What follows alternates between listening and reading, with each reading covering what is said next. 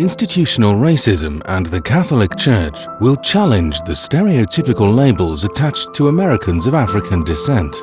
Institutional Racism and the Catholic Church is a memoir also reflective of the personal experiences of countless Americans of African descent who suffered under the regressive grip of institutional racism perpetuated by a Christian organization that supposedly was dedicated to justice and equality. Many Americans of African descent succeeded in spite of the racism encountered throughout society, their communities, and which was unfortunately also entrenched within the walls of the institutional Catholic Church. Institutional racism and the Catholic Church will attempt to shine light on the issue, suggest a model for reform, and open up a discussion long buried by Catholic evangelism policies which were not inclusive, as well as look at current segregated parish formation practices. Institutional Racism and the Catholic Church by Dolores Foster Williams. So I was invited to be on a panel at the Milwaukee at the Historical Society because we were having a panel that was being televised, and then we were going to the church, and all of that was, say, an ongoing program at our national reunion that weekend in Milwaukee. So when I'm on the panel, I'm waiting this book, and I indicated what, and I read from the book, or quoted from the book, what this, priest professor Stephen Arvella had said, and I indicated that that was not true, that it was a misrepresentation, and that the students that attended St. Benedict's came from, I said, even though there were some, very few who were orphans, the bulk of them came from established families, like Harold Washington's father was a lawyer. And I mentioned my dad, who had a responsible position in the Chicago Post Office. So I named individuals to discredit what this statement had said. So at the end of the panel, and I'd never paid that much attention until later on, I'm looking at this, the moderator of the panel, and I didn't realize it was the person who had written the article. And he was turning red as a beet, which really didn't faze me at that point. So so at the end of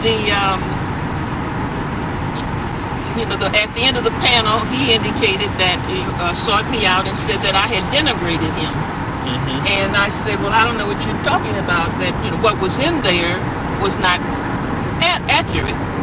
So then he went on to tell me that he was Italian, and that he understood what we blacks had gone through because of the discrimination that the Italians, the Italian immigrants had had. And so then I came right back to him, and I indicated that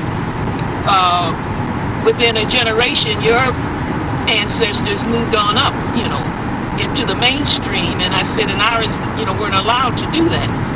So then that was the end of that conversation. So that's when I went back and got very serious about the book, and eventually, finished it.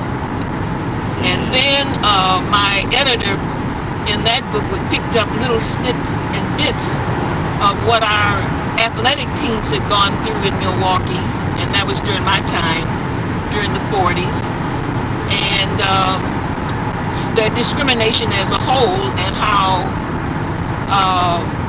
at our school it was like a cocoon.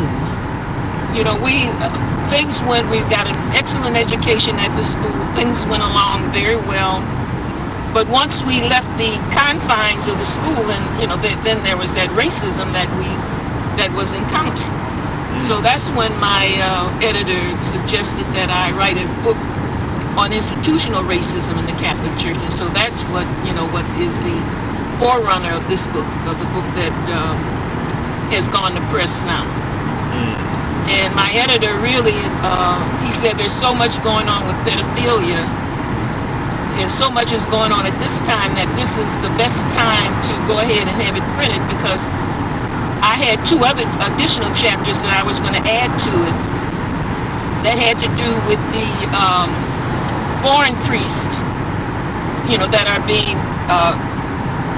imported into the United States, and also where it all began, particularly in Baltimore, which is really considered the seat of Black Catholic Catholicism. I had planned to write the final chapter on that, how it all began with the Jesuits and their the slaves that they had imported to work their plantations. But I stopped. My editor indicated that this last chapter I could stop it right there and then add those other two later on, for maybe another edition. So that's why it stopped right there, because I started on, finished it on the note at what our Black Catholic priests have gone through, even though they still, consider themselves, 1 second. Black. 1 second. I'm taping everything. Go ahead, though. Oh, you good, though. I just had to pause it for a second for editing. Where we going exactly? We're going to Milwaukee. I know. Where? At the school. Isn't that where you said you wanted to go? This school? Yes. St. Benedict? St. Benedict the Moore School. Okay. And the picture on the front of that book, is the church, and you'll see the grounds where the expressway, the school is no longer there. Oh, okay. And that's where the expressway is now. But the church is still there. And so anyway, getting back to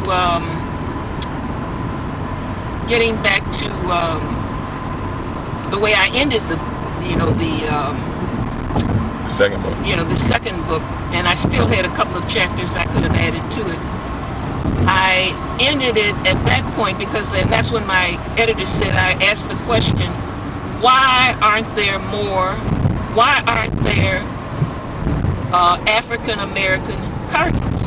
Now there are African cardinals, and what I have found in the limited relationships that I've had with these African priests, that because there's a shortage of American priests, and that's across the board, so they've gone and they've gotten to other countries. You have your Mexican priest, your other priests from Central and South America. You have them from Europe, and we also have them from Africa. Now, what I have found, particularly in dealing with the African priest, and basically my direct experience has been with the Nigerians. I have found that they go along with whatever papal announcements there are, that old Roman Catholic mold. They appear to go along with it, and at the same time there are several African cardinals, and they are, and my perception of that is that they are in the mold of what the Catholic Church is standing for at this point. Those are the Africans. But now they have not elevated any African Americans, priests or bishops or archbishops. They have not been yet elevated to cardinals. And I ended that chapter with the question as to why. And so that's why my editor felt that that was, at this point in time, that was a good time to stop, to cut, to end the book at that point. So do you have any questions? Yeah, you said a lot of institutionalized racism. What are some of the things that you noticed and other people noticed? What are some of the things that they said, or things they've done, or a combination? Okay, now I made a distinction between institutional racism and the manifestations of racism. Now, one of the sources that I used in the second book was by Father Brian Massengale, who wrote Racial Justice and the Catholic Church. Okay. Father Brian Massengale wrote Racial Justice and the Catholic Church, and he is a diocesan priest in Milwaukee, and he is also a professor at Marquette University.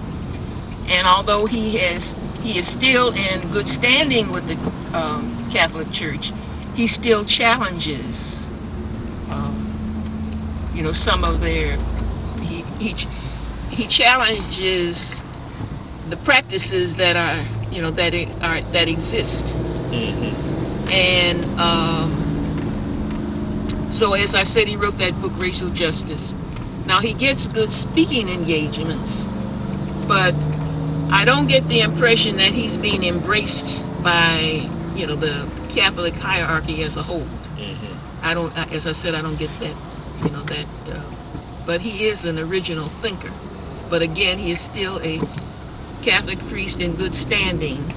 But again, as I said, I don't get the impression that he is embraced by the Catholic hierarchy.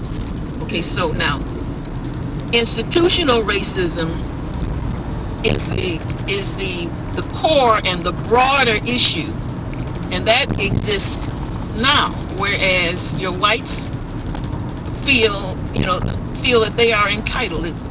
It's a matter of entitlement among your whites. Now, this is parallel to what the Roman Catholic Church is all about now also.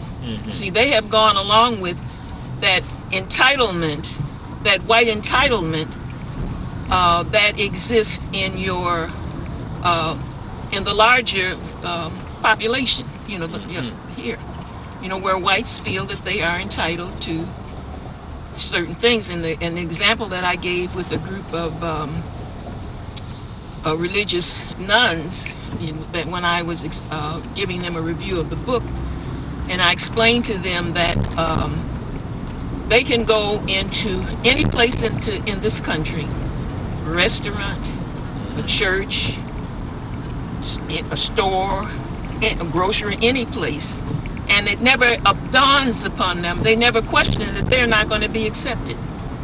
But as I have traveled throughout my travels within the United States, particularly in Michigan and Ohio where I have traveled, I never know what kind of a reception I'm going to get.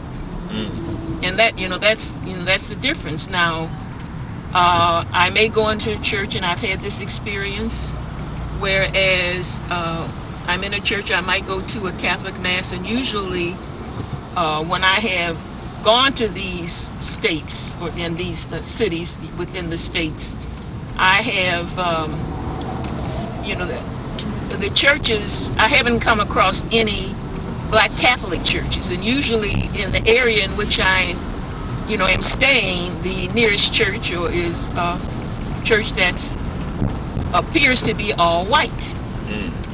So, in some instances, during the handshake of peace, during the Catholic service, somebody might reach out and shake my hand.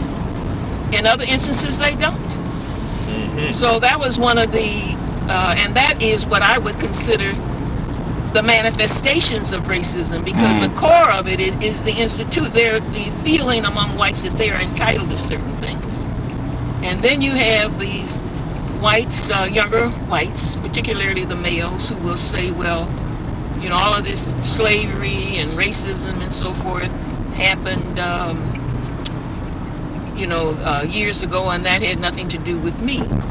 But at the same time, they don't seem to get it that they are benefiting by all of that. And then we also have our own African Americans here who feel that they've made it until they hit that glass ceiling and can't go further. So, that has been our problem also. So anyway, the point I'm making is that institutional racism is the broader one. And the point that I made is that the racism that exists within the Catholic Church, that institutional racism parallels the racism that exists in the general population. And the Catholics have hierarchy who could have done something about it earlier, never did. They just went along with it. In my lifetime, I remember when blacks were moving into Chicago's Marquette Park. Now, Marquette Park, I think at this point is predominantly Latino. But at that time, it was an all-white, I guess, working class population. And when blacks started moving into Marquette Park, the resistance was led by a Catholic priest who led the charge to keep blacks out. It didn't succeed, but he was the one that led the charge. And again, as I said, and it was a time when I felt that the Catholic Church could have stepped forward and tried to temper that. And when we would move into neighborhoods, as you know, the whites would run, and the perception that was giving them was that property values would go down and so forth and so on. So that was but I feel that the Catholic Church could have stepped in and tried to temper that and tried to stem that flow, which they never did. They went along, right along with it. They were either silent about it, and which was passive approval of it, or they didn't, they didn't do anything. They just, let it go.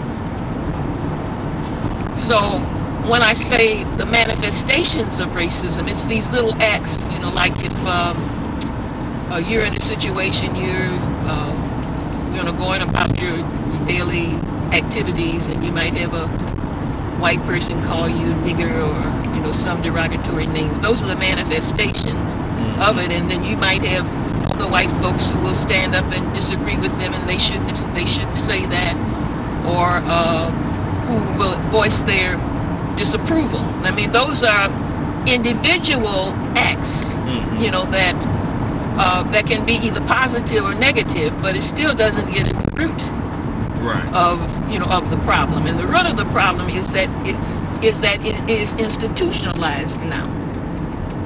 And so it's not my dilemma, but my how should I say, my assessment is that it seems to be set now, particularly in the Catholic Church, this division of the races. It seems to be pretty much set, and by that I mean you have your predominantly white churches within the Catholic Church, and your predominantly black churches.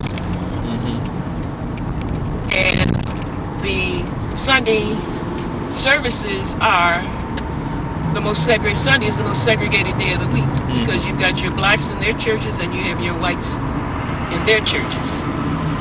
Now, within the black Catholic churches, you have and in all churches you have what they call evangelization, where those on the evangelization committee go out and try to bring in converts to the Catholic religion, or they are trying to bring back Catholics who have left the church. And you've had black Catholics who have done that, and there are various reasons. They don't feel that the Catholic Church is meeting their needs. They have strong feelings about pedophilia and the church's lack of addressing that head on, which they have done now. And the feeling is that the church has addressed this pedophilia because of legal action, that had taken place. They've been taken to court. And there are those that feel that the institutional racism, the racism that exists within the Catholic Church, the feeling is that the church isn't going to do anything like that until a class action suit, legally is brought against them, and then they'll get serious about it. So, but again, the point I'm trying to make, she indicated that she had been in this church for over 30 years, because she was one of the first blacks to move into that area. And the whites did run from the area, but they still would come back to the church for Sunday Mass. And of course, and they contributed heavily toward the upkeep of the church and as far as the income of the church. But the whites separated themselves and still do from the blacks who attend the church. And this particular individual that I interviewed said when she has made efforts to have eye contact with them, some might look her in the eye and shake her hand, and others just ignore it. Do not acknowledge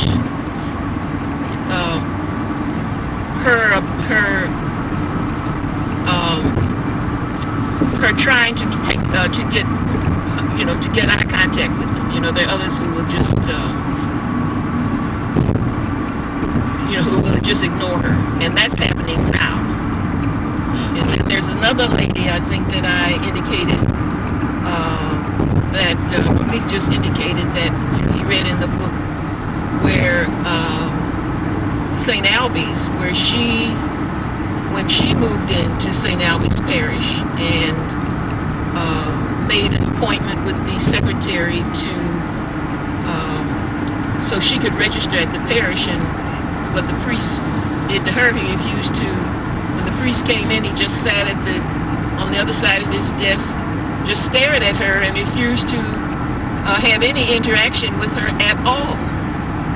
And so her husband, who was not Catholic, she was so distraught when she got home. Her husband, who was not Catholic, encouraged her not to give up on her Catholic religion, because he knew he understood that somehow or another she wasn't at the point where she wanted to break away from it. Okay, go ahead. So he told her to go back to to continue at that church, because the church belonged to the people, not to the priest, and that he indicated that if this priest was as racist as he appeared, that he would not last at that church long. And as it happened, within a year he was gone, for whatever reason. But anyway, she said she stayed with the church, got active, did have a nice relationship with with the new pastor, who was very encouraging of her. And then she indicated through the years the various positions that she held within that church and with the Catholic Archdiocese. But at this point, that church is all black now. The neighborhood is all black. So what we could agree on when I was interviewing her was that I don't see any diversity that could come out from a situation like that, because the neighborhood's black. Now, there is at this point, they have the pastor at that church is Caucasian, I believe, and they have just, and then the associate pastor is African American, and I happen to know him personally, and he's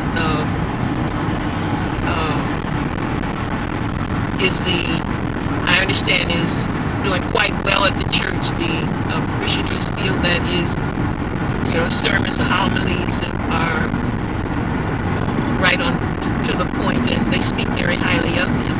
But the point that I'm making is that everything in the church, there doesn't appear to be any projection that church is going to be diversified because of the population in the neighborhood. You have your all black neighborhoods and your all black churches.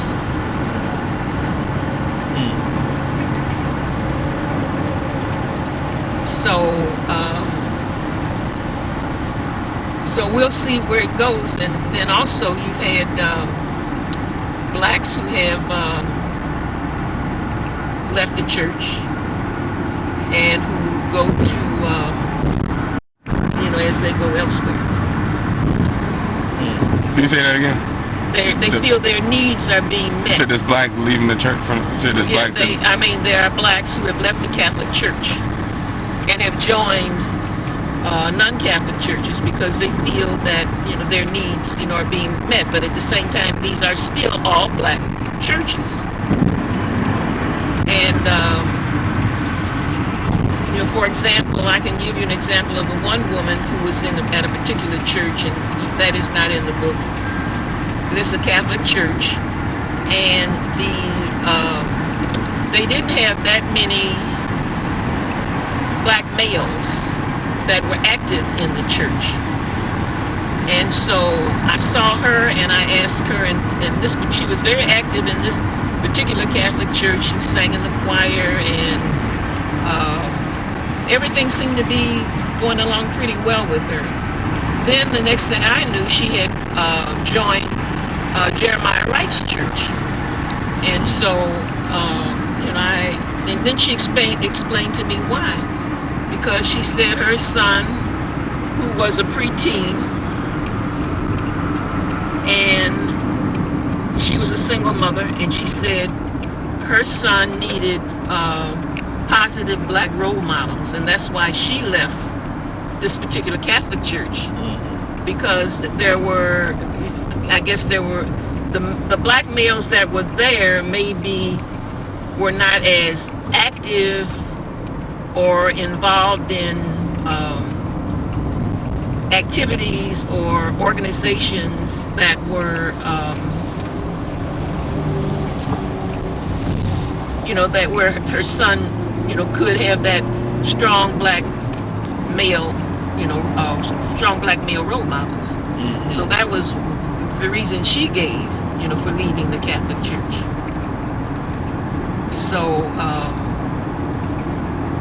So again, you have your all black churches and your all white churches. Now, in some instances, when I have found when your whites at least come to my all black church, which is Corpus Christi, when they come to that church, they're welcome. There doesn't appear to be any when those. Can you say that one more time? The difference when you go to. When we go to an all-white Catholic church, we never know what type of, at least I never know what type of a reception I'm going to get. Whether you're going to get them, some stone silence or acceptance, or whether somebody will come out and, particularly during the handshake of peace, and shake your hand. This is something we just never know. Now, I do know that there have been active Catholics who are in suburban areas where they do attend predominantly white Catholic churches, and they're in the minority, but they have indicated that their reception have been good. And that they didn't have any criticism regarding how they have been accepted. But then I also question is that they are in a small minority, and what would happen if if that church got to the point where you had maybe a 60-40 population, congregation, maybe 40 blacks and 60, how would that pan out? Right. Yeah, I'm listening to you speak in reference to the different situations that the people ran into. You have some who, when you go into some white Catholic churches or whatever, you have some Catholics that will not accept blacks and openly verbalize their opinions concerning blacks. Now, did they try to use any type of biblical scriptures to justify their behavior toward blacks? No, I'm trying to remember. Okay, in this second book, I went into detail about Father Augustus Tolton, who the Catholic Church, our Cardinal George in Chicago, it has indicated that they would like to have him declared a saint.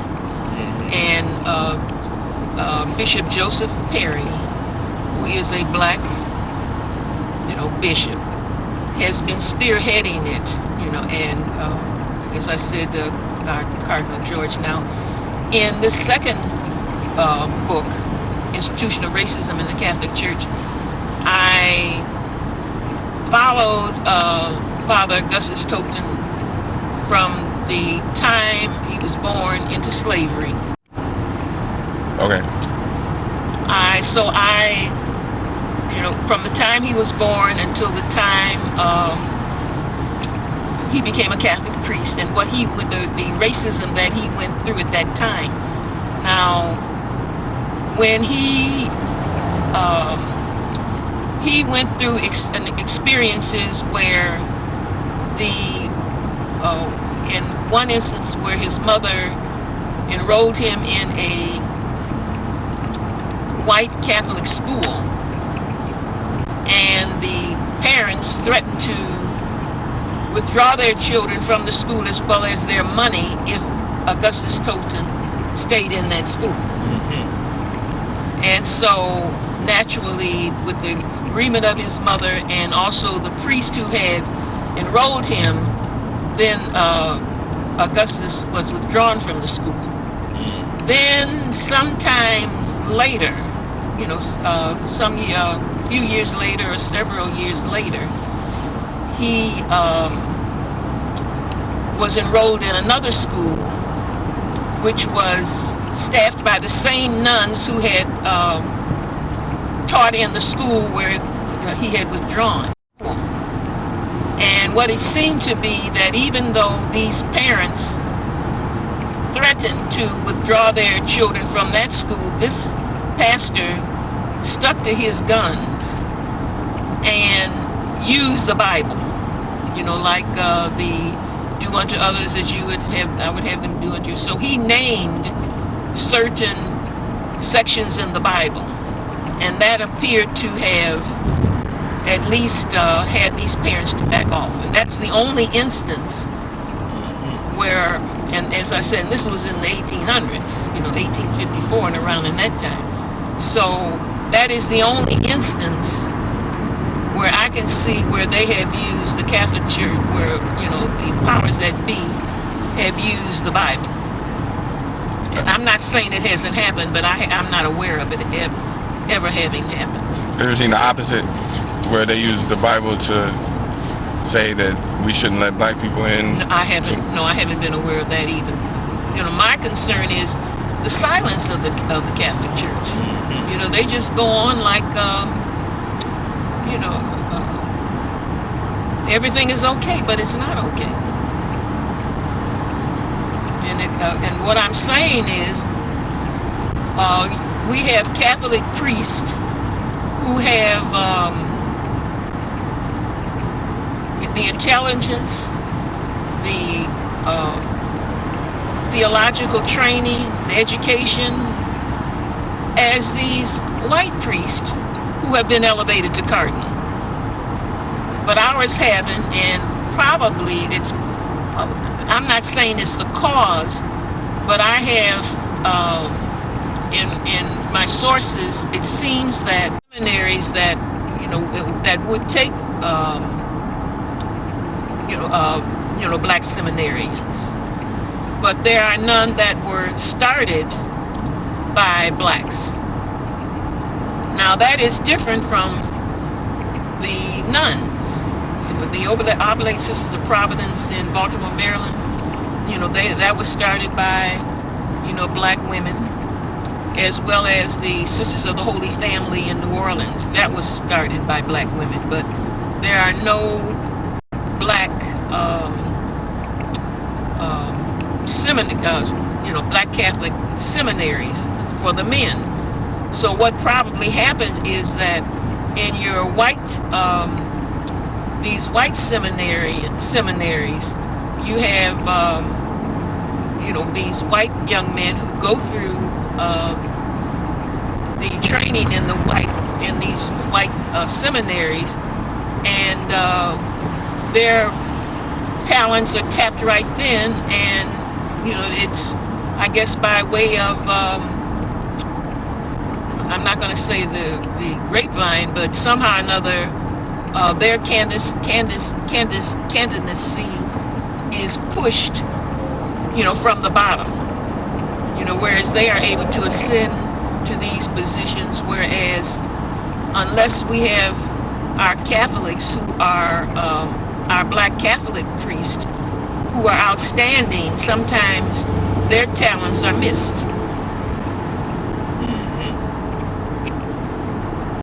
I've also used a chapter or space in a section in the book on George Augustus Stallings, who was a Catholic priest in the 1989 and that particular time frame.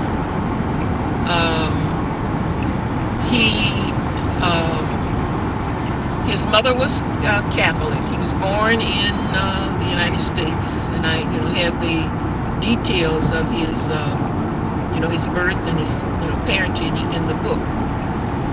And through his mother, he was introduced to some Catholic priests who at that time he said they were like godfathers, because they did not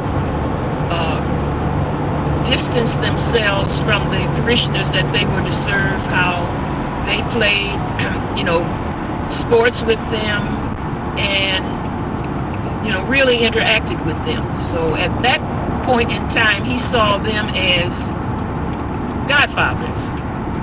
And so it was because of that relationship that he had at that time that he became went into the became a Catholic. However, his grandmother, who was Baptist, also had an influence on him, because through his grandmother he was exposed to that that black Baptist style of preaching, that later on, when he did become a Catholic priest, he apparently incorporated his homilies as a Catholic priest with that that Protestant minister teaching style that he picked up in his grandmother's church. Now, here he was brilliant. Even the Catholic bishops and priests who really tried to get him to back down from a stance that he took later on, talked about his, how gifted he was intellectually in his talents. And after he was the first priest, black or white, who after ordination was given a pastorate, and he was made a pastor at this St. Teresa of Avila Church in Washington, D.C. Now, usually before a newly ordained priest is given a pastorate, he is expected to serve X number of years in a parish, and then eventually works up to that, and then he's made a pastor.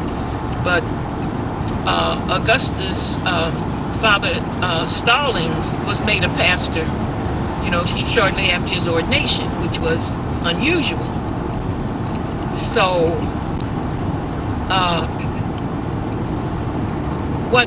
what I thought was interesting was that when he went to the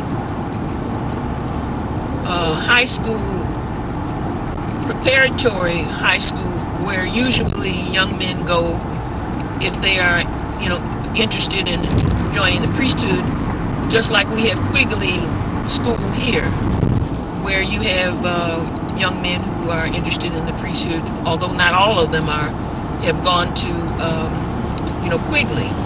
And Father Stallings went to this, preparatory. Go ahead. And the bishop wanted him to shave off his mustache. And he refused to shave off his mustache because he said it was part of his Catholic identity. Now that alone, I felt, should have signaled them that this was somebody they were going to have problems with later on. But again, I saw this white entitlement.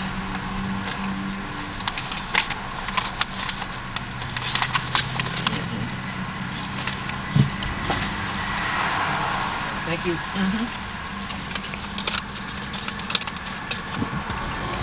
Again, I saw this white entitlement as they probably felt that they could, that they could get him to fall in line. Then he goes to Rome, where he's in a seminary in Rome, and from what I can understand, the only black person there in that seminary, where he attempted to get the other seminarians to, to start a movement so that they would have more of a say in the classes that they took. And of course, naturally, being a sole black person, that didn't work out. So my question was, with these two incidents, and there might have been more of which I'm not aware, why would you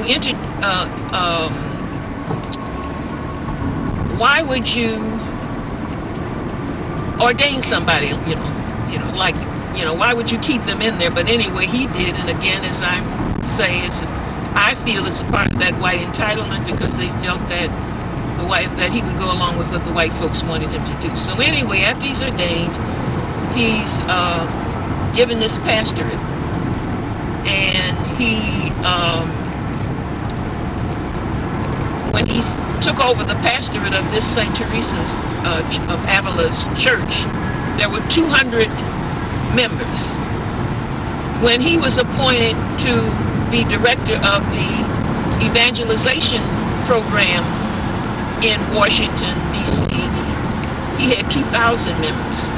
Because I believe it was because of his preaching style, incorporating, I guess, the that Catholic stance with that black Protestant teaching style. So, but then he's in this he's a director of evangelization, and the director and the people on evangelization committees, their prime focus is to try to bring converts into the Catholic Church, and also to try to bring possibly falling away Catholics into the Catholic Church. But even in this program, he became outspoken, and he felt that the Catholic Church wasn't doing enough to stem the... Okay. He felt that the Catholic Church wasn't doing enough to stem the racism that existed in the church. And so what he said, he came out publicly and said that he was going to start a church, the Imani Temple of African American, the Imani Temple of Catholic Church, and naturally his cardinal, was not for that at all. And so he was ordered to back down from that position that he had, and then there were also black Catholic religious priests and so forth, and black Catholic lay people who tried to discourage him from the stance that he was taking, because they didn't want him to leave the Catholic Church with the skills that he had and his ability to interact with people. They didn't want him to sever that. But of course, as time went on, and days and months went on, he did not back down. And he had, I think, he had 4 conferences with the Cardinal, and whatever went on during those conferences, they were not able to settle, to come to any accommodation or settle whatever the differences there were.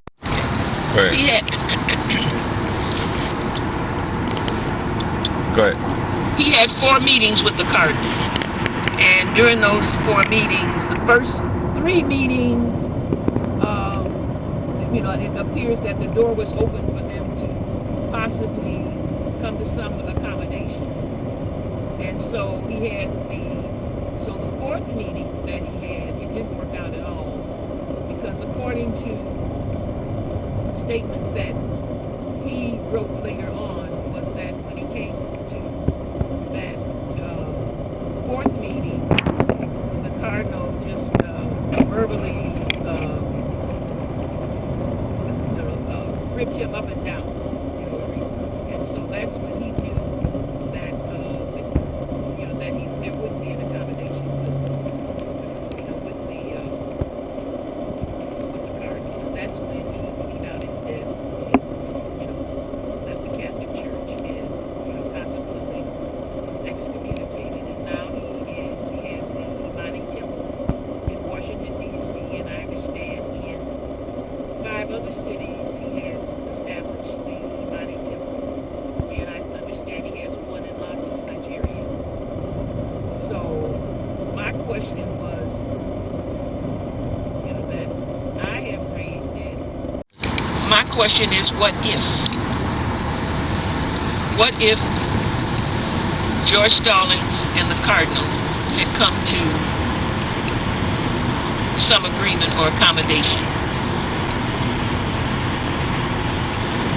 What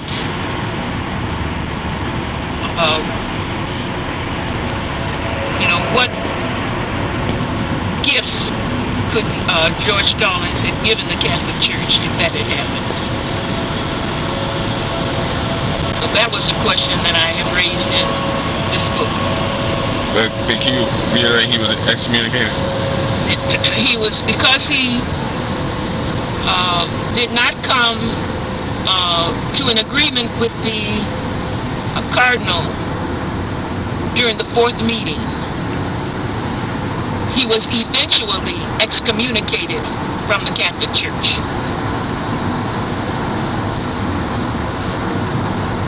And of course, what your Catholics said, and what the Cardinal indicated, that because he did not conform to his vows of obedience to authorities, and because he did not obey authorities, he was automatically excommunicated, because that was one of the vows they claimed that he took when he became a priest. That is poverty, chastity, and obedience. And he wasn't being obedient. So the saying is that, I'm not saying that they're not being, accepted.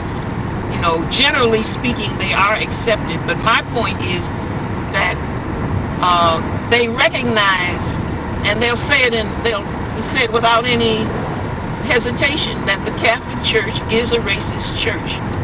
But their feeling is that they can change the church from within, and that's what they tried to convince George Stallings to do. But George Stallings goes back to the history of the church, and his feeling was, how long are black Catholics supposed to wait, to have the change come about within the Catholic Church? He's saying we've waited too long, and he quoted Dr. Martin Luther King in one of his responses to some Catholic religious, where I think it was Dr. King who indicated that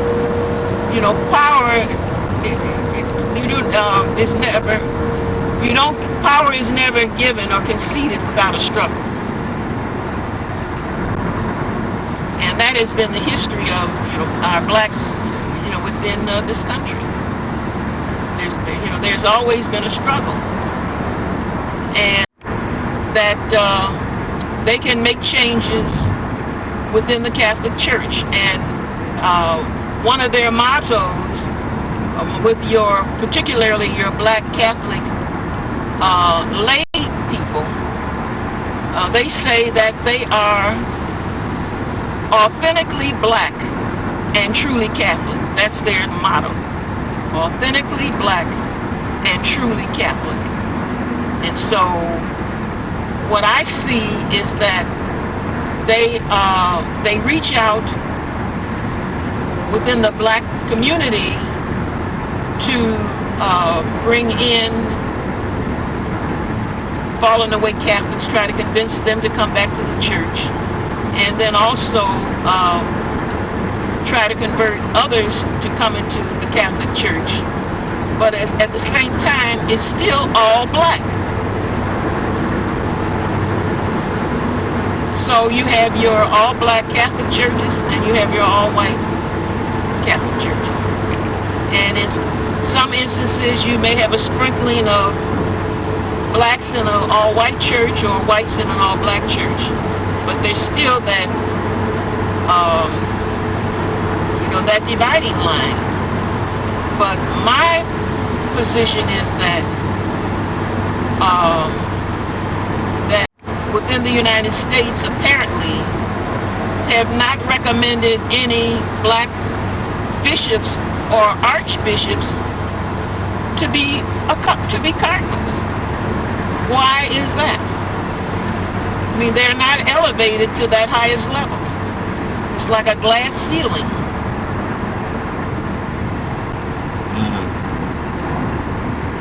What made you stay in the church even though you see the fundamental flaws? Well, I grew up in Corpus Christi Parish. I was baptized at St. Elizabeth's, which was all black. And I have indicated how that change came about, as far as with the whites running, when I talked about Augustus Tolton, who started St. Monica's Church, and they eventually, St. Monica's was merged with St. Elizabeth's, and as you had blacks going to St. Elizabeth's, the whites naturally fled to all white churches, and so St. Elizabeth's was all black. So my parents lived attended St. Elizabeth's, and I was baptized. But as the black belt, as we referred to it in 30s and 40s, expanded, the Corpus Christi Church, where I am a member now, opened up, and I made my communion at Corpus Christi. So the point I'm making is that after Corpus Christi closed, because when blacks moved in, the whites ran. You had your Irish blacks, your Irish whites, who ran, and eventually the Corpus Christi closed because of lack of membership. And as blacks moved into that area, which is now Bronzeville, Corpus Christi reopened, and that's when my parents joined Corpus Christi. So that goes back, along my association or relationship with Corpus Christi goes back, to those early days when I made my communion there, and where my father was very active in that church. With the organizations, the Holy Name Society,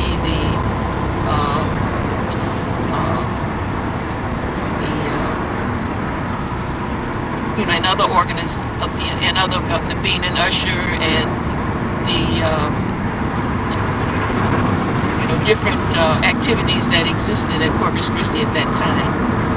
So mine is more like, and I still believe, as George Stallings indicated when I sat through a presentation that he gave, that he believed in the tenets espoused by Jesus Christ. And those are tenets that the Catholic Church claims, to follow. But what George Stallings was saying, that the Catholic Church has moved away from the tenets that were espoused by Jesus Christ. So what I'm saying is, I still believe in those espoused, by Jesus Christ. But if Corpus Christi closes, and it might do that, then I have to reassess where I stand as far as the Catholic Church is concerned. 9th and King Drive, and our membership really has dwindled, because at the time I came along, when you had these Catholic churches where the whites ran, and they had opened up to blacks, you had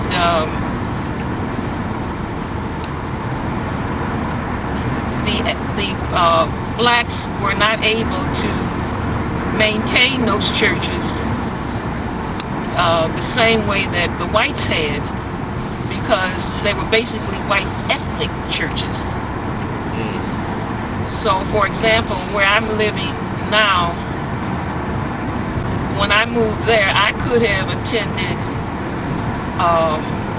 St. Francis de Paula, which is on East 79th Street, which I think was Italian. I could have attended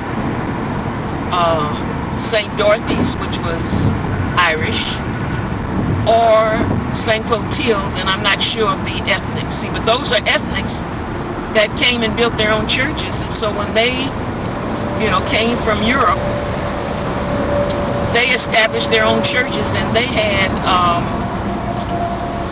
differences among their church. They had differences among themselves.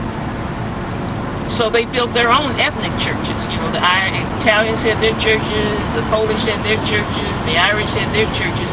And in many instances, they were within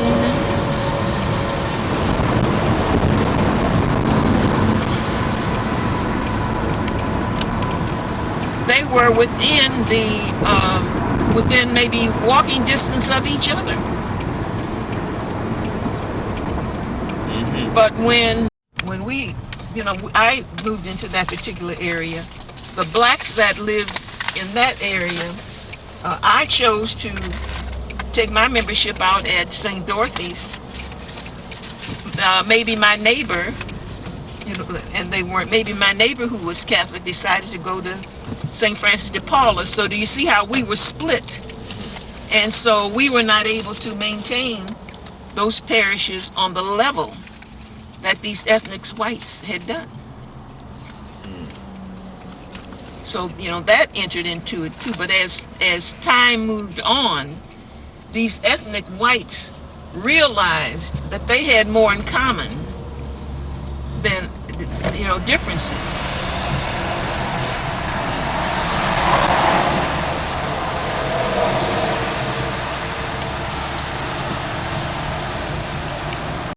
And so they became all white, with the conglomeration of your different white ethnics, but that didn't happen with us because we were not welcome, in those churches.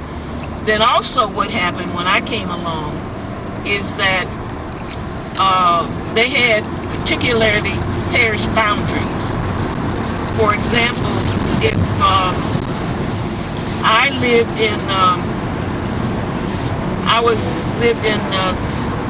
the parish boundaries of those three churches that I just mentioned. But my roots were at Corpus Christi. But the Catholic ruling was that you had to send your children at the school in your area. So I could not have sent my daughter to Corpus Christi because I did not live in the Corpus Christi's attendance area, which meant that she was going to go to a Catholic church, then it had to be in my attendance area, which was either St. Francis de Paula, St. Dorothy's, or St. Clotilde's. And of course I chose to, and no particular reason, to enroll her at St. Dorothy's. But as time went on, so then there were other Catholics like myself, when they were forced to send their children, to enroll their children in their neighborhood Catholic school, they stayed. Many of them stayed there, and some of the older parishioners who, didn't have children remained at Corpus Christi. But then there are others who took up residence in your other, Catholic churches who did not return to Corpus Christi. They saw my experiences with the church. Now at St. Benedict's we had dedicated Caucasian teachers who relayed to us that we could achieve on whatever level we wished to achieve on. And we did, had debating contests with the Caucasian schools in Milwaukee. So, at that point there was really, it never occurred to me to seek out, Protestant churches. For example, at St. Benedict's, I feel that our Caucasian teachers were ahead of their time because they hired our black coach,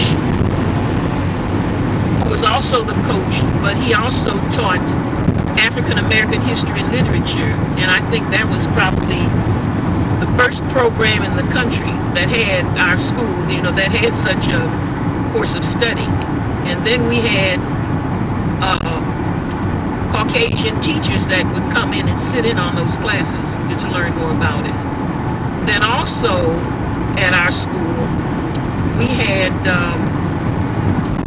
they hired a black Baptist woman to come in and teach us Negro spirituals. So we learned, Negro spirituals. Then we also had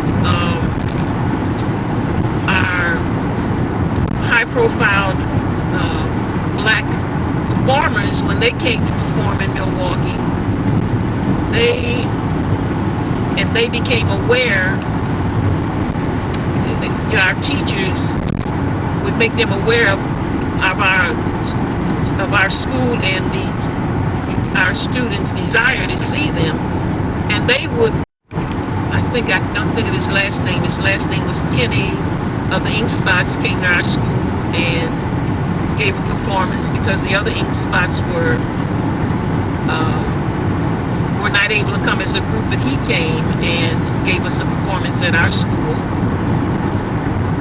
And then we were also, when Marian Anderson came to Milwaukee,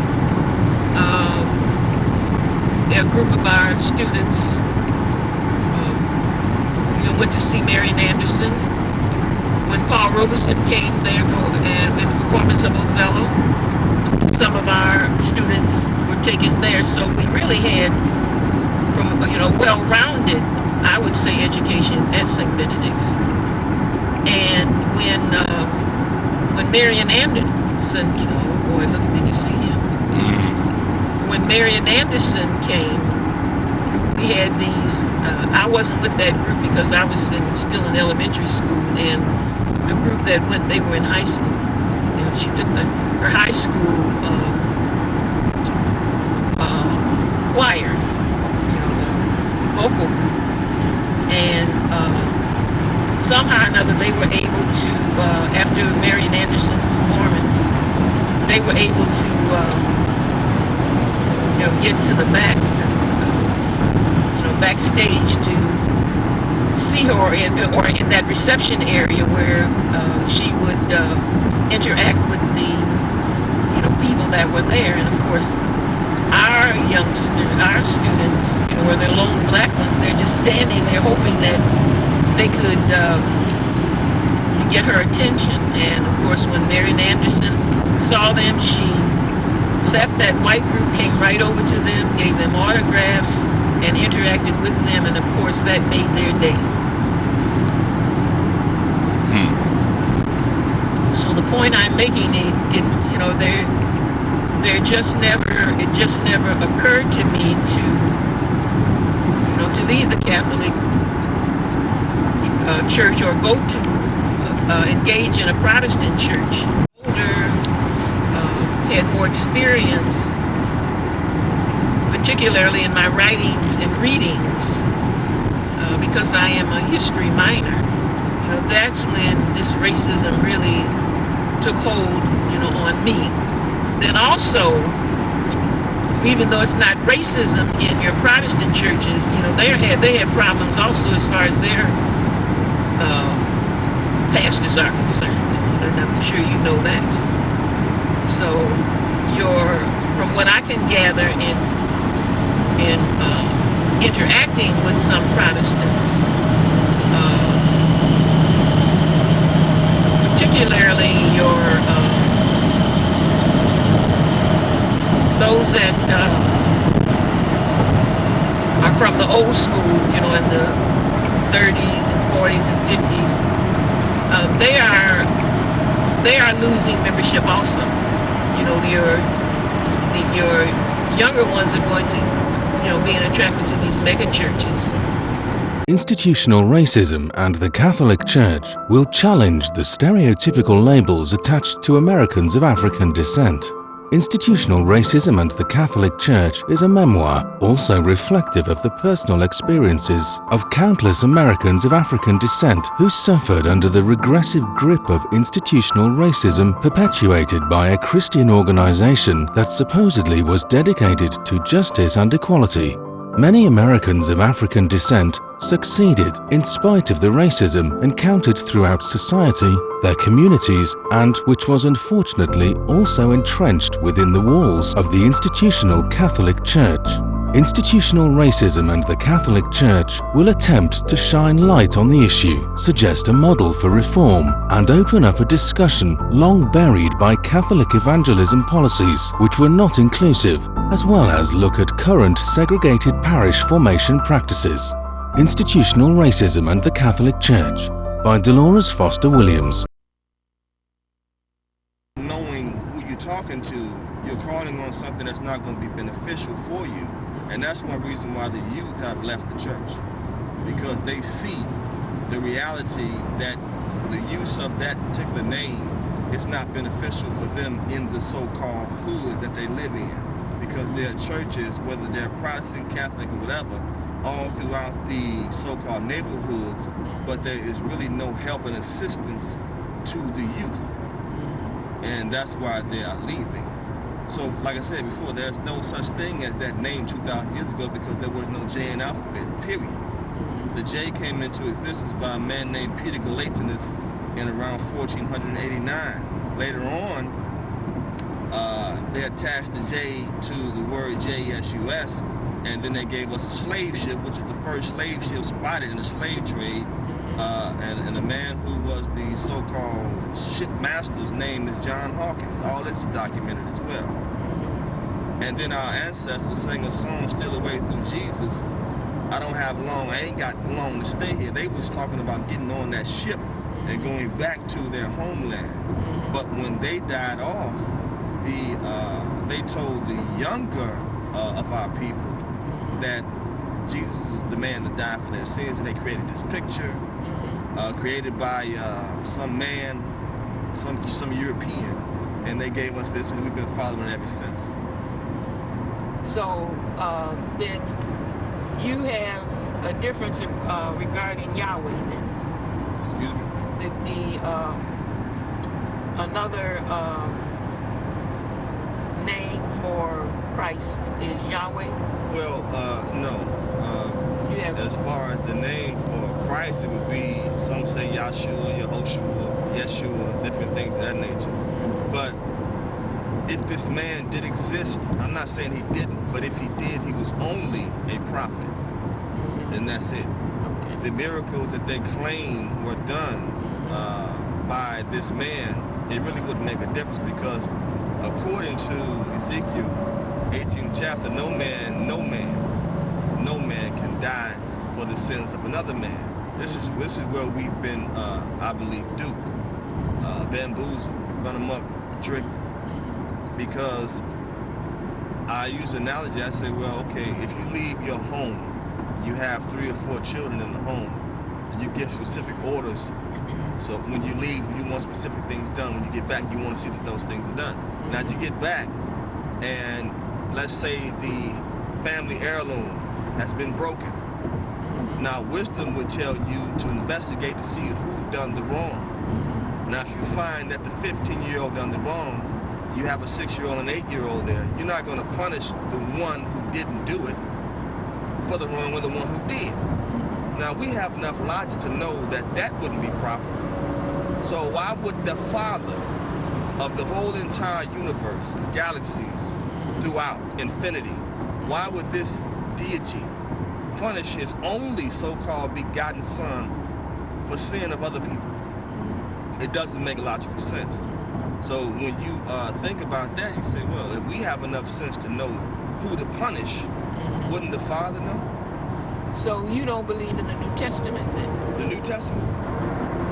No, I don't believe that, like I said, I don't believe that was given to us. Okay, and I do. By our prophets. Yeah. Well, and I understand, the majority of us do. But in the research, when we do the research, we will find that it wasn't. And I would say that... So okay, what research have you done? Well, like I said, the research on a man named Marcion, M-A-R-C-I-O-N, this individual hated the Most High, because the Most High, as in 2 says, Israel is the only family of all the families of the earth that I've ever known. He didn't like that. This was a European. He did not like the fact that the Most High dealt with a black, so-called black family who were the Israelites, who were taking on different names throughout different dispositions, different parts, different times of the world. Like Nubians or whatever, you know, we taking on different names depending on where we were. He didn't like the fact that the Most High only dealt with that particular people. So he wanted a deity that would open up to all people, where you have multiculturalism, which doesn't work. Because when you look off into nature, you find that you don't find pelicans hanging out with seagulls. It just doesn't work. They understand that the pelican has a certain area, and then the seagull has a certain area.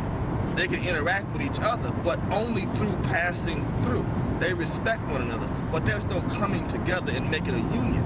And see, we as a people have been taught, especially through Christianity, that we can have this multiculturalism. But that's what, it goes back to what you were saying. That's why you were saying the racism, because you can't, it's just not going to work. There will be some of us who are black who will try to multiculturalize things, and there'll be some who are white. But both of the two are going to be disappointed, because the nature of man is to be, first of all, take care of him and what he has and what he has been given. And that's always going to be. So you're always going to have internal strife when it comes down to black and white. And no matter how we call upon the name that we've been given, the J-E-S-U-S, it's not going to work. Because even he said to the so-called disciples, only go to the house of Israel. He spoke to them and said, only go to the house of Israel when you speak. And I think it's in Matthew the 10th chapter, something to that effect. Okay. So now, what is your point in interviewing me regarding my book? I'd like to know your experience in the Catholic Church, because, and especially with the pedophilia, Okay. because this is information that I've been talking about for a long time. I want to know from a person who's actually been there what they have seen, because it just goes along with what I've said for many years, especially on my show. That Catholicism brought in JSUS, and then you have certain people who protested, who became the Protestants because they didn't like the attitude or the way that the Catholic Church was going, and they became all of the Baptists and Pentecostals and whatever. You had Martin Luther, because I have included him in the book too. He was an Augustinian priest who was excommunicated from the Catholic Church also. Okay. And he started the Lutheran Church. Right. All right. These other individuals who broke away because they didn't like what was going on. But then this is to no offense to anyone. With all due respect, I just have a real big issue with the fact that a lot of us know that these Greeks and these Romans were homosexuals. They have not ever changed, and they never will change. And that's why nothing really happens when they molest someone. And I did a show a long time ago, some years ago, with some blacks who were like in their 30s and 40s, who were on camera speaking of the molestation that took place, or the pedophilia in the Catholic Church. And they're in their 30s and 40s and still messed up from what happened. And when they went to their parents didn't do anything. I just don't get that. I can't figure that out. Why is that we keep that hush hush, and why have we not just protest, but left, period? Well, I would say in some of the, and not all, that in some of the instances the parents believed in the priest. They were impressed with the priest, and they could not believe that a priest would do, particularly with your blacks, right, that they would do. And so that's what happened. And as time moved on, as more and more of that was coming out, then these parents are realizing that that did indeed happen. Yeah, I think that's where they just couldn't believe it. And of course, my there was feeling that the priest and also in this nuns could do no wrong, but with my father, he didn't feel that way. He felt that they could do wrong. Exactly.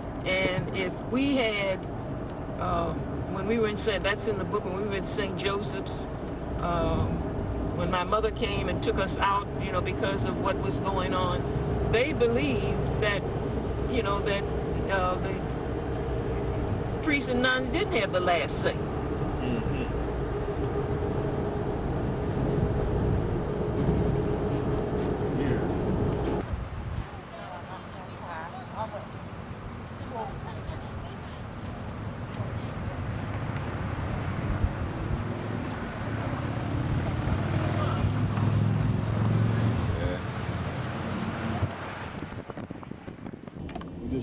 I know, that's what I know. Listening to Malik. I'm sorry about that. I have a one-track mind, Malik. I'm sorry. See, I passed the school. Well, I see some back there that says St. Benedict. Yeah, that was it. We passed it, yeah. Okay.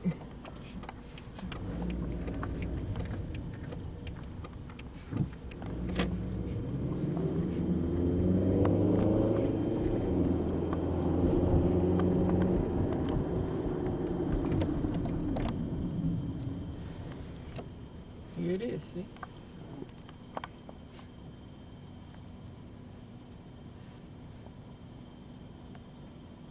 Now see, these are the cottages where we were. That's the church, and that's the expressway. See, when we leave here, we'll go right down on the expressway. And this is the courthouse, jail. Leeway. Hold on one second.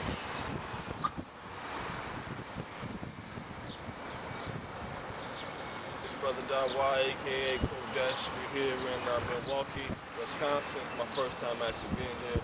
We had St. Benedict Moore doing the interview.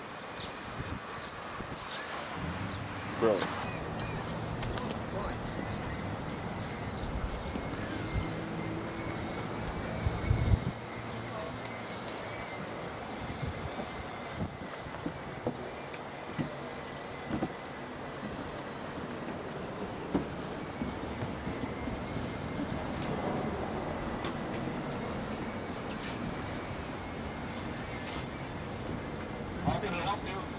Brother Dave?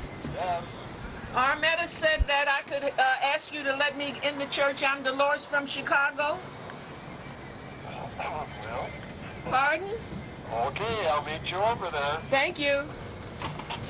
He'll meet us over there. Serves quite a few people a day. They're probably scared to be there.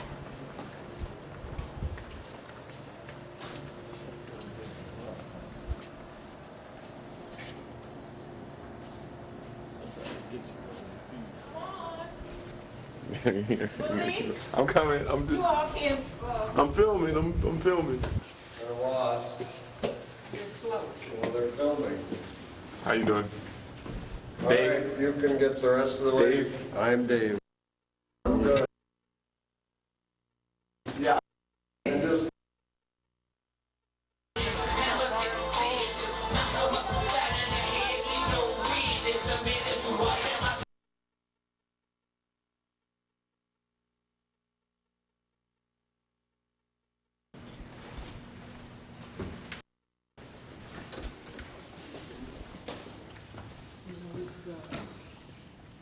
It's modern, and as you can see, they've done away with the kneelers and the pews. And you see that frieze up there. That's the martyrs of Uganda.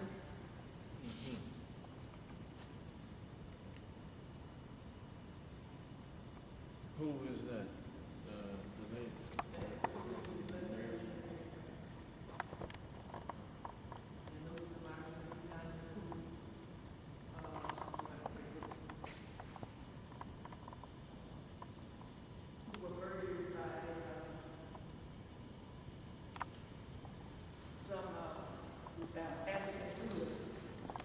Who wanted them to Can you start to say Renounce the their- martyrs of Uganda? renounce their Catholic faith. Can you start that whole? The martyrs of Uganda, and I have that in the history book there, where the ruler at that time wanted them to renounce their Catholic faith, and they refused, and of course they were murdered, and they're called martyrs. And this is, I think, this is St. Martin de Porres. He was a Dominican priest. Dominican order of priest. And of course, this church has changed hands when we moved out, as areas opened up for them. As areas opened up for for blacks when they moved into the, so-called better areas. They moved out, and of course, now this church is predominantly white. And the whites come from different areas of the city, and they sort of keep the church going. And they have a meal program, and they have other programs here. Now, right next to the church is it's not a halfway house, but it's hello. It's not a halfway house, but it's it's a prison. You know, you've got a prison across the street, and then you have one here. And in between the church and that prison, which was originally the house, there was originally the rectory where the priest stayed. Then right in there is the burial spot of the first resident pastor of this church, you know, when it was all black. But now, as I'm saying, it's, you know, they're predominantly, it's predominantly white. So you remember being here as a child? Oh, yeah. I mean, they had the, you know, the regular traditional pews. You have the organ up there, the choir raft, you know, the choir up there. The confessional was there on the side. You know, all of that was here.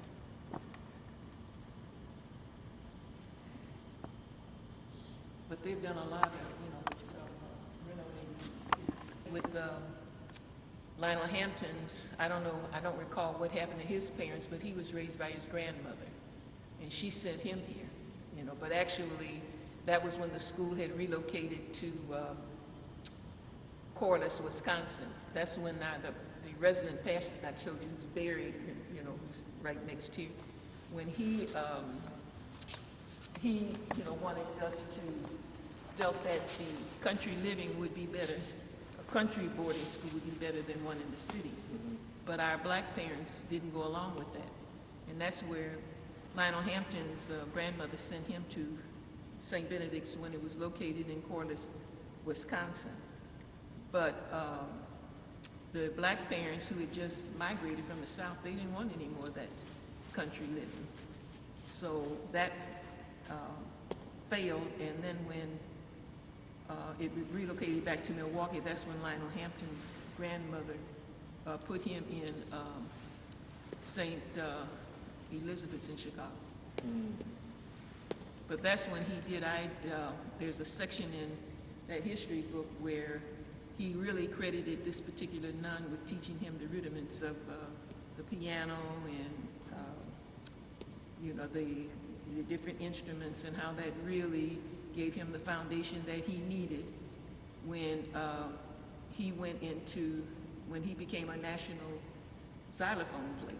You know, he indicated that other bands accepted him because he was able to fit into whatever beat or whatever it was they were doing. And he credited this particular nun who taught him those rudiments, you know, when he was at Corliss. Okay. But Harold Washington and his brother and Lionel Hampton were boarders here, but they you know, they were running away. They didn't like it at all, and so after 2 or 3 years, their parents allowed them to go back to Chicago because they said the discipline was too strict for them. They just couldn't adjust to it. Who were some other celebrities you said that were here? Some other celebrities? I said Harold Washington. Lionel Hampton was in Corliss. Red Fox. Then the first black judge in Las Vegas graduated from here also, Dale Guy. Where was Ralph Metcalf? He was in, No, in the city, right? Metcalf went to Marquette. He didn't come here. Okay. But Ralph Metcalf used to come and mentor the boys here. But he was at Marquette. Can I ask him? Yeah, what was the discipline like? Very strict. Very strict. Like curfews, tight curfews? No, well, for the people who came during the day, you know, well, naturally they had to fall in line, you know, as they did in any other, you know, church school. But for us boarders, it was mass every morning. Every morning we had to come to mass. Then after mass, we would go have breakfast. After breakfast, then you'd go back to the girls' houses. Those are the 3 houses there. And the boys, their housing was where the expressway is now. You know, that was a huge, you know, building there. And then we had the gym there. So we would go back to our respective dormitories and do our cleaning and so forth, and then come to school. And the school was on the lower level of the building where the boys were and where the gym was. Then we'd go to school, then we'd have lunch there, then we'd come back for recreation there, at our places, and then study. That we had to study, and then after study, came back to the church for prayer, and then back to your house, to our various, and then we had supper, and then bed, and the whole thing started all over. The process started all over again. What were you studying? What were you studying exactly? Well, I mean, the different subjects that you get in elementary and high school. Reading, writing, and so forth. But we had a study period every day. And our school was, our students, there was, as I indicated, there was never any question in our mind that we couldn't achieve. And with our school, when we would take final exams at the end of the year, the final exams were delivered from the archdiocese to our school. And our teachers could not teach the test because they didn't see the test until they came. Then at the end of the day, let's say today we'd have our arithmetic test, the standard, whatever the test they were giving throughout the whole archdiocese. And let's say today we'd have arithmetic, maybe we'd have science, and then arithmetic and science, I'm just saying that.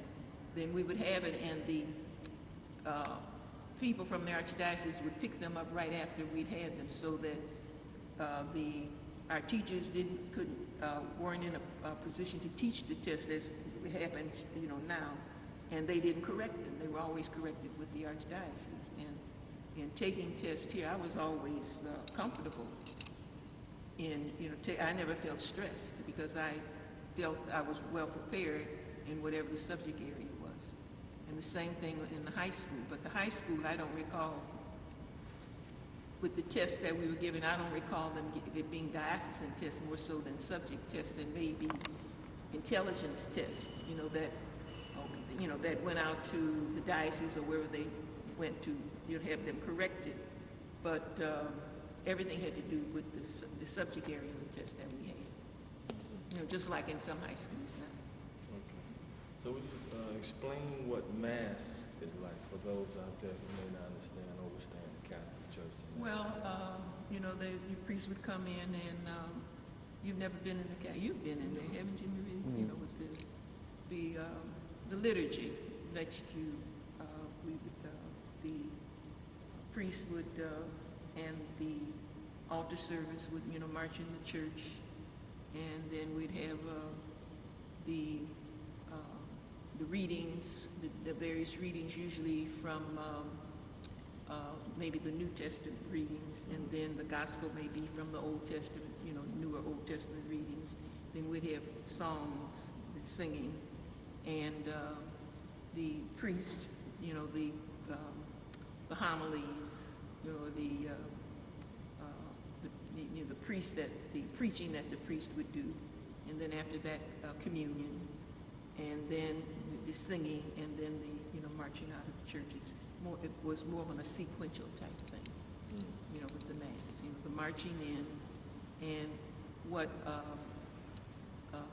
I think what attracted some of the non-Catholics was like the pomp and circumstances that the Catholics had at that time. As I said, the marching in with the singing and the bowing and the songs and all of that during that time.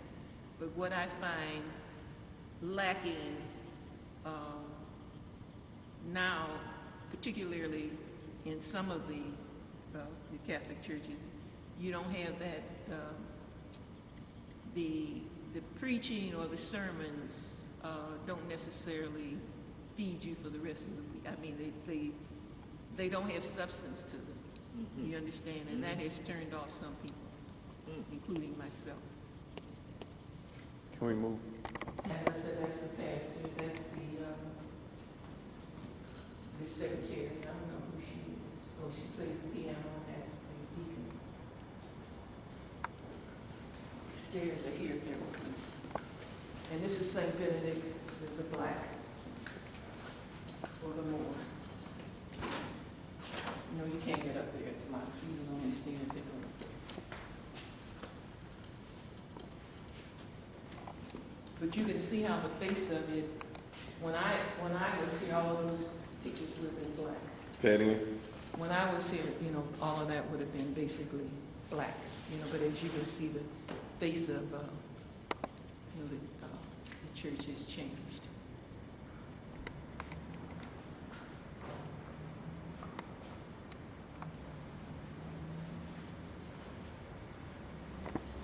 Metcalf had gone through, you know, at Marquette University here. And so one of the white guys who's a member of this church, who purchased the book, sent me a letter and explained to me that I had indicated that, you know,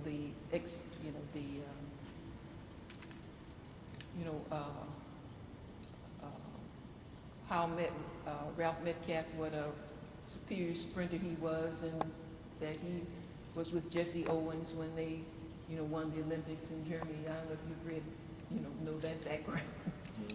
Yeah, okay, that's way before your time. But anyway, that's when Hitler was in power, and they sort of, crushed that idea of white superiority when Jesse Owens won the, you know, whatever that yard dash was during the Olympics. And of course, Hitler was just furious that his guy, you know, his people didn't, and, you know, left and refused to shake their hand, you know. But Jesse Owens was one because the U.S. had that, you know, had the team, and I understand Ralph Metcalf was right behind them. But this was before the Olympics, when the Olympics, I think, took place in, you know how they, usually before the Olympics, you know, they have, within the United States, they have, you know, these different, not programs, these different rivalries that you're working to get into the Olympics. Mm-hmm. And, you know, if you win it here, then in this country, then that team, the teams that they select will go to the worldwide Olympics. So what happened was, I had indicated about Ralph Metcalf's achievements, and this guy who belonged to this church sent me this letter and added to them. He said, but what I did not include was that when Ralph Metcalf, who was known as Marquette's superior sprinter, you know, the best sprinter in the United States, and all of this was going on. He's a student at Marquette University, and Marquette refused, did not, he got no financial help from Marquette to go and try to go to the Olympics in the 1932 Olympics in Los Angeles. And he had to work as a waiter to get the funds so that he could go to the Olympics. Once he got there,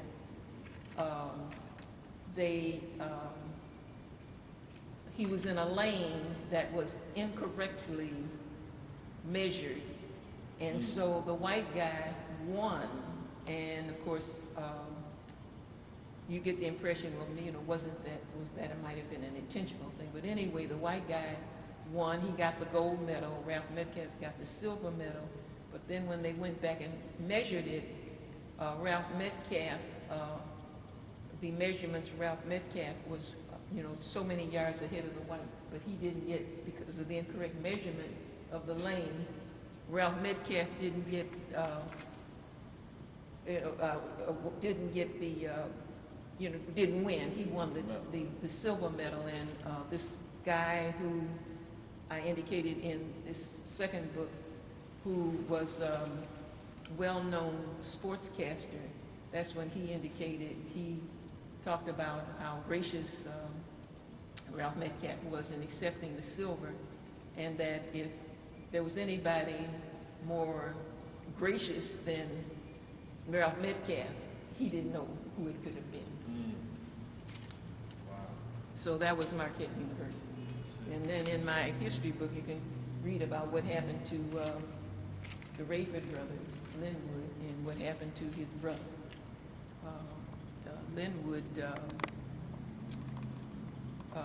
his parents were both, his father was medical doctor, and the town was so poor that much of his father was usually paid by this person by goods rather than money. So and because he was so brilliant, and in this one room schoolhouse in Louisiana, he was so far ahead, that's when the father sent the boys up here in this boarding school at St. Benedict's. So Linwood, I guess he was about 16 when he graduated from St. Benedict's, and then they accepted him at Marquette University. Now, while he was here, he made the papers as being the top in whatever he got as far as basketball was concerned. You made so many, what do they call it, in sports? I don't know if you keep up with it, but in basketball, how many points that, the top point person. Okay. So but he was known for that. But when he got to Marquette, then what happened was he graduated at 16, and he was at Marquette for 2 years. And then at 18, this was during World War II, when they were drafted. So when he made 18, he had these 2 years at Marquette, and they would not accept him in the basketball team there at Marquette, in spite of the fact that he was a top point getter here, was praised in the papers. But Marquette still wouldn't take him on the team because they said when he traveled to the South, he wouldn't be able to travel to the South with the team because they didn't have blacks there. So anyway, when he made 18 at Marquette, he was drafted into the Army. The Army recognized his brilliance and sent him to a language school where he learned Japanese. And during the war, he was in Okinawa, where he was an interpreter. Comes back to Marquette, gets his undergraduate degree, and wanted to get into Marquette's medical school, and they refused to accept him. And at this time, they didn't even give him a reason. They just didn't accept him in the medical school. And that's when he ended up at Howard University in Washington, and got his MD there. And as time progressed, got on the staff of several hospitals there, was well recognized, wrote medical articles and all of that. But what I'm saying is that's what happened to him at Marquette. Then his brother was 2 years behind him, and he went to Marquette, and he said out of the thousands of students that were there at his time, he was the only black there. And when he would come into a classroom and try and make contact with his classmates, they would look the other way. And if he saw them on the street, they would ignore him. He's a Catholic? Catholic, yeah. White Catholic? Yeah, Marquette University, which is a white Catholic university. So even though they teach and preach the love of Christ? That's right, they didn't, that's right. That's the whole point. They didn't follow it. And then again, this is what, as I said, has turned off many black Catholics. Who are no longer Catholic because, as they got older, they realized this, what's going on. Okay, now, do they complain to the hierarchy? And if so, what happens? Well, nothing. Nothing happens. But they do. This is what I'm talking about with these. My question is, why aren't there any African-American cardinals? Mm-hmm. And then I had differences with the Cardinal George, who is the cardinal in Chicago, the top, not legislator, but the top person in Chicago. Like, let's say the President of the United States is the top here. Mm-hmm. As the cardinal, he's the top in the Chicago Archdiocese. And when Barack Obama was selected or asked to be the keynote speaker at Notre Dame's graduation in Notre Dame in Indiana, our dear Cardinal George in Chicago led the charge for them to disinvite him because he went along with abortion. He believed Obama believes in a woman's right to choose. And so our Cardinal George put everything on abortion. But what the Catholic Church is not being truthful about is once they get here, what kind of help are they giving? They are not giving that much help to the Catholic schools. We've had, and across the board, whites too. But I'm basically concerned with the blacks. They're not getting that much money to keep them going. You've got these poor blacks. What are they doing for them? They do have Catholic charities, but I'm talking about across the board. I'm not talking about these little manifestations that I told you of, the outgrowths of that. I'm talking about what the Catholic Church is doing now to alleviate all of this once the children get here. So, according to Cardinal George of Chicago, it's okay for there to be pedophilia in the church, but it's not okay for a woman to have a right to choose. That's right. I mean, he's not saying it's okay, but what he's doing is just ignoring the thing. And a prime example is at St. Agatha's Church in Chicago. This priest, Father, it's not McDermott, Donahue, I think.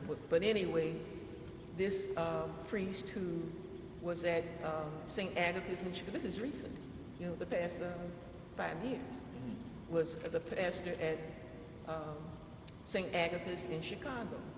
And he was taking advantage of abusing these black boys.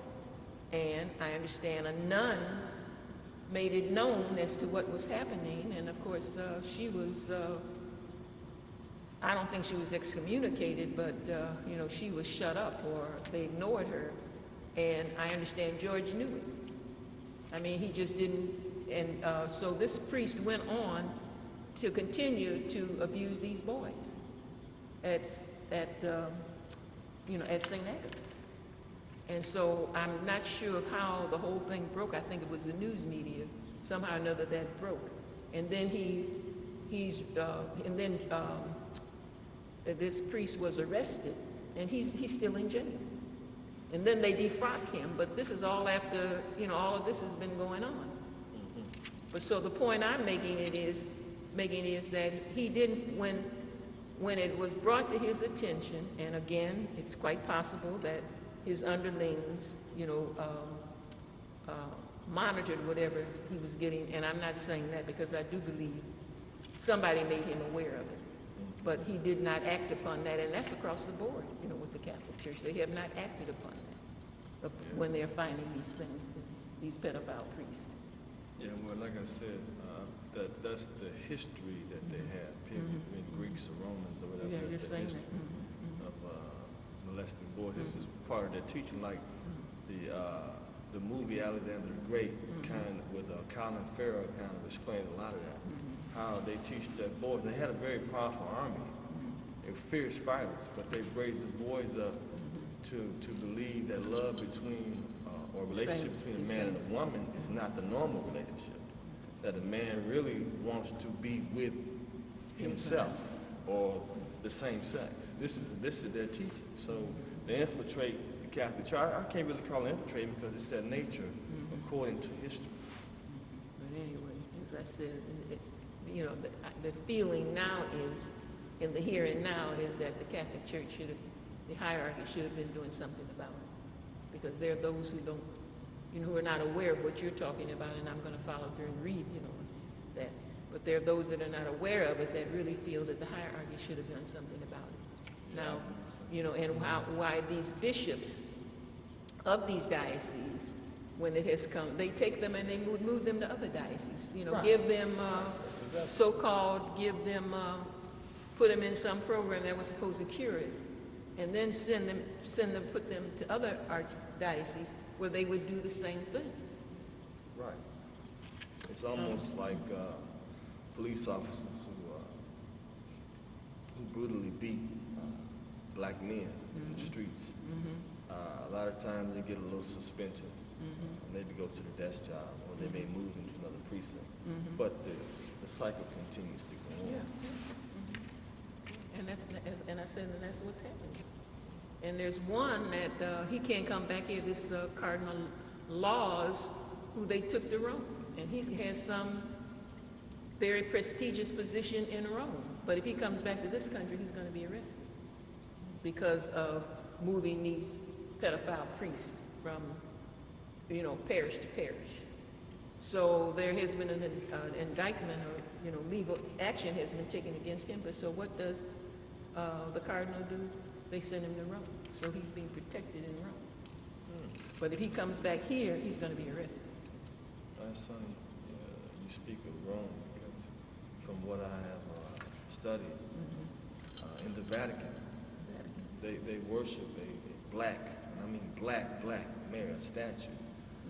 You can see, if you get the pictures, you can see where they have kissed the feet of this statue so much until the stone is starting to wear away. But yet they give us another impression of a Mary and her son being of European descent or Jewish descent. It's ironic that they do that. And then to have all this racism in the back end, when they're actually worshiping you secretly. It's amazing. I agree. Because what I've done at Corpus Christi, because I don't know if you're aware, and Malik, you are aware of when we have the May crowning. Do you remember that, Malik?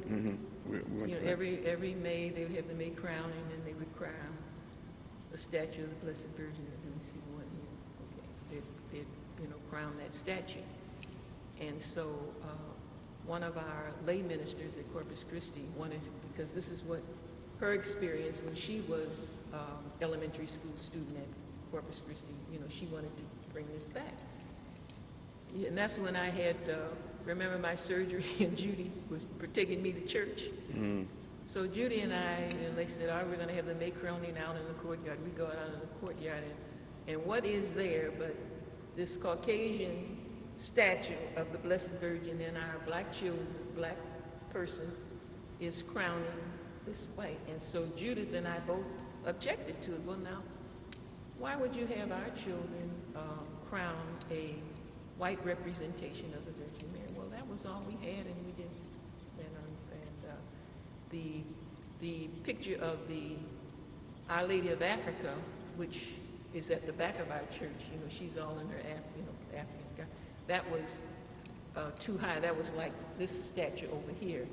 And it was just too heavy to move. So I said, well, next year I will find one. Well, I wasn't able to find one, so I went to St. Peter's downtown, which sells all of these Catholic artifacts and statues and things, and I asked if they had one of a black Virgin Mary, and they didn't have one. So I purchased one that they had, and Surf, you remember Judith talking about Surf? He did all of that. Well, if you saw he did that. So I had him paint her black with her garb, the red, black, and green. And I took it to Corpus Christi, and so last year and this year they crowned a black representation of somebody that looked like them. But what I'm saying is, what I'm finding, even with some of our black lay people who, should know better, it just, just goes right over their heads. I mean, they don't, for example, I don't know if you pass St. Dorothy's on, you know where St. Dorothy's is, I believe. It's on 78th and Vernon. And you have 79th, 78th Street, and in front of their church, they have a black representation of Jesus Christ. And their stations of the cross like this are all, with black individuals in there. And so just about every, and I would ask at the different churches, St. Dorothy's and a few of the other churches, and I asked them during Black History Month, did they have anything special at their churches? And all of them, even our so-called black churches where you have what you call, black folks that think they're better than than some of the others. they're in a different, I'm not going to say they think they're better, they're in a different mold. And so, but they all had something related to Black heritage during February. Corpus Christi didn't. And when I asked, well, now, why didn't we have something with our choir or something for Dr. King's birthday? They had a statue of, his big picture up there. And when they marched in to lift every voice and sing, and that was in the back.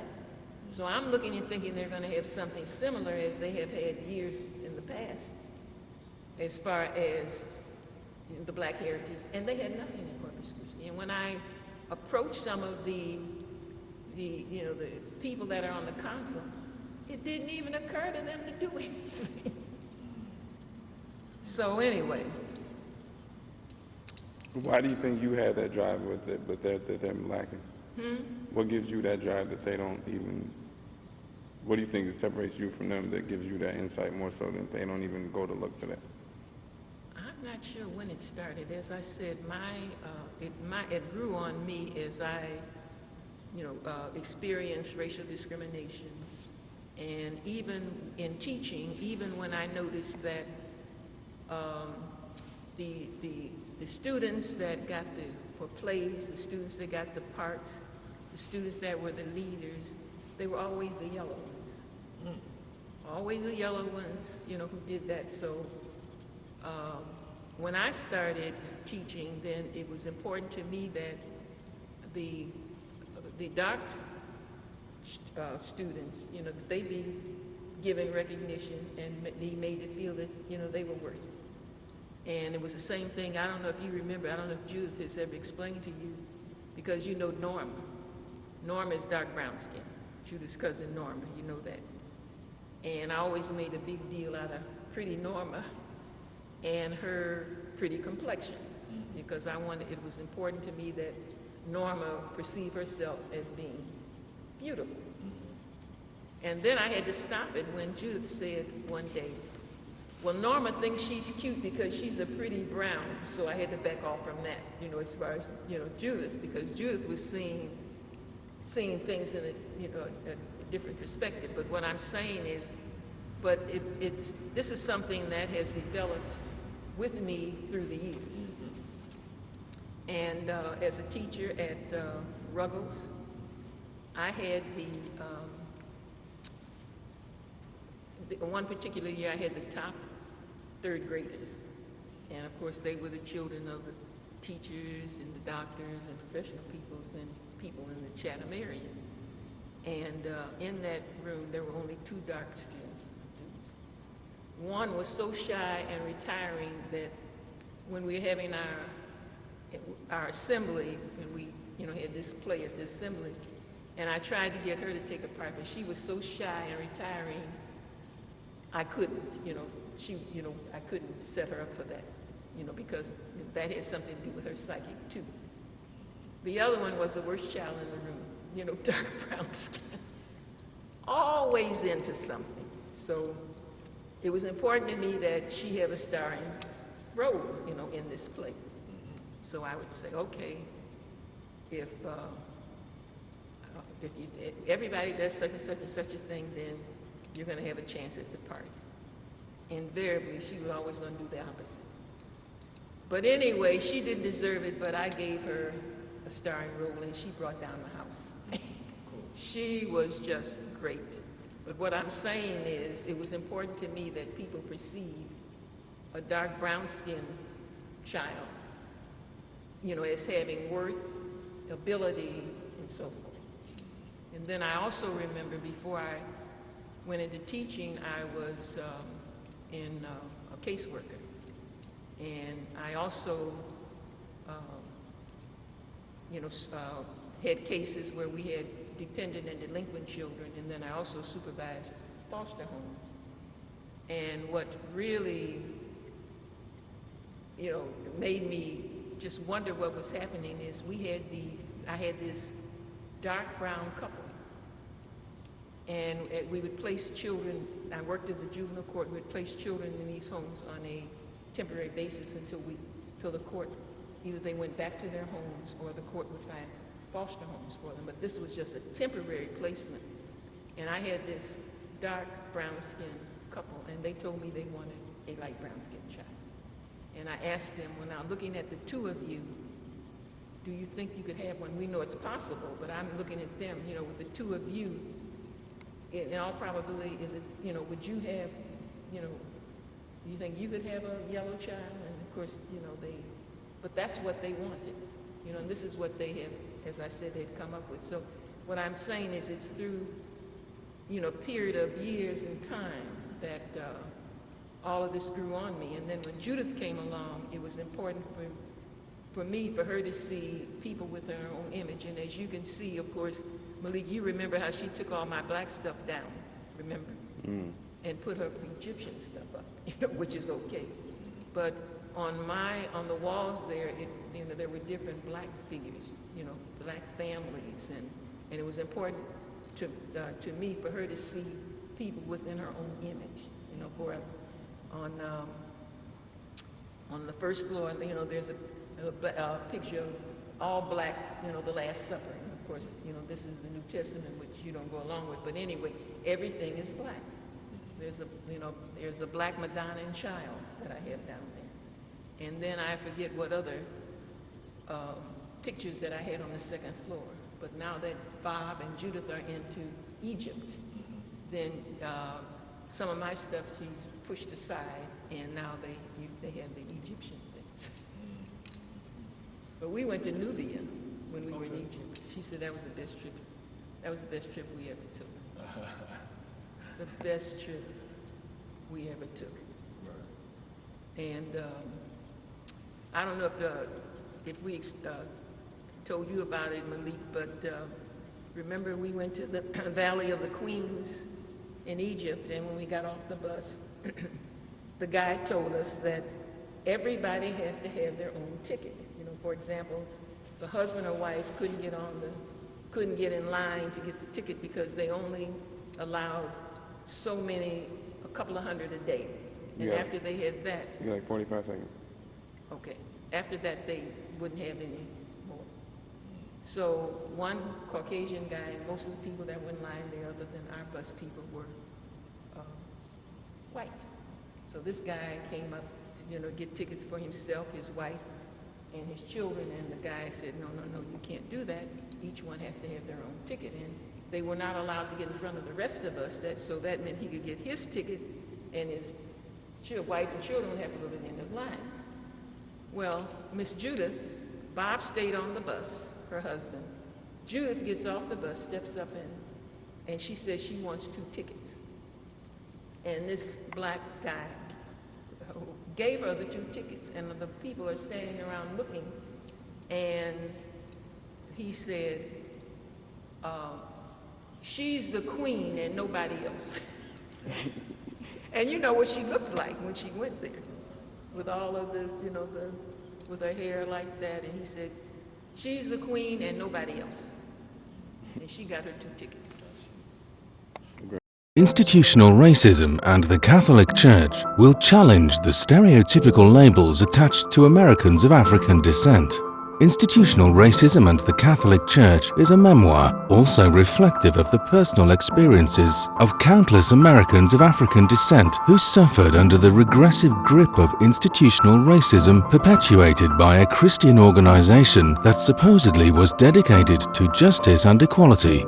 Many Americans of African descent succeeded in spite of the racism encountered throughout society, their communities, and which was unfortunately also entrenched within the walls of the institutional Catholic Church. Institutional racism and the Catholic Church will attempt to shine light on the issue, suggest a model for reform, and open up a discussion long buried by Catholic evangelism policies which were not inclusive, as well as look at current segregated parish formation practices. Institutional Racism and the Catholic Church by Dolores Foster Williams.